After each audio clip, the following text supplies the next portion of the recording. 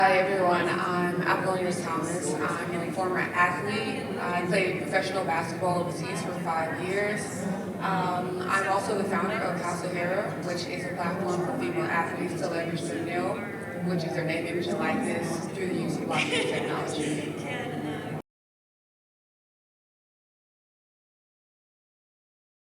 One thing that I've noticed for myself when it comes to really building my brand outside of being a professional athlete is I do have to be more personable. I have to make sure people know that I am interested in things like mental health. As you mentioned, I have to let them know I am into art. Most of the time athletes, they think, if I'm going to go out and get an NIL deal, they think that they have to do it just specifically geared around their sport, but sometimes they forget that you can also focus on your passion. So with my social media presence, I really focus on my passions and I really just kind of stick to that, so that if there's people who aren't really athletes, they can now identify with what I'm doing just outside of the sport as well.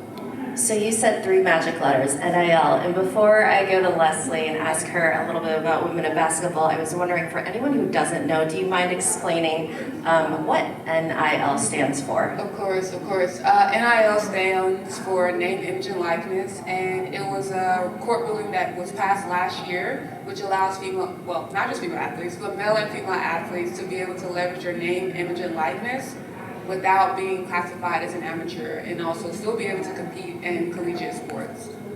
So you're saying that before there were levels of athletes that weren't allowed or permitted to be compensated? Yes, so if you were paid anything while you were playing high school or college sports, you would be classified as ineligible and you weren't able to compete in those sports any longer.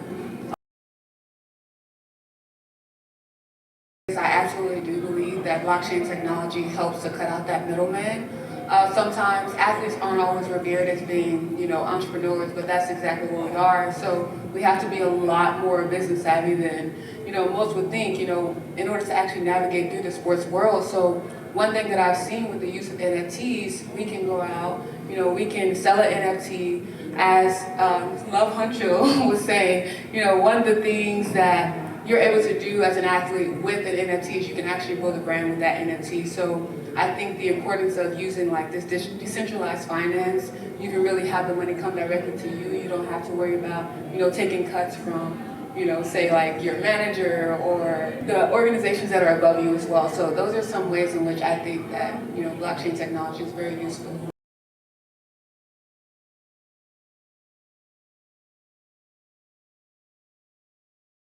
So what surprises most people, I'm not your most outgoing person. So just being an athlete itself, that always surprises people. They're like, wait, how do you get out in front of people and perform then? And to me, it's a completely different stage. Even being up here is a completely different stage than being out on the court or on the field or anything. So I would just say really just being open to growing. Because sometimes we'll go out there and we'll be afraid that people already have this image of us, like, Love Huncho was saying, I'm gonna keep calling you Love Huncho, giving him, social media promotions right now.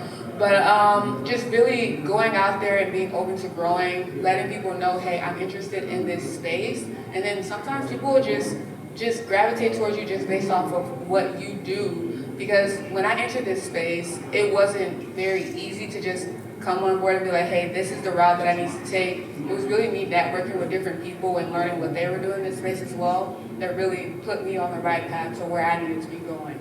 So that's what I would say, just really just being not afraid, just unafraid. So 100%.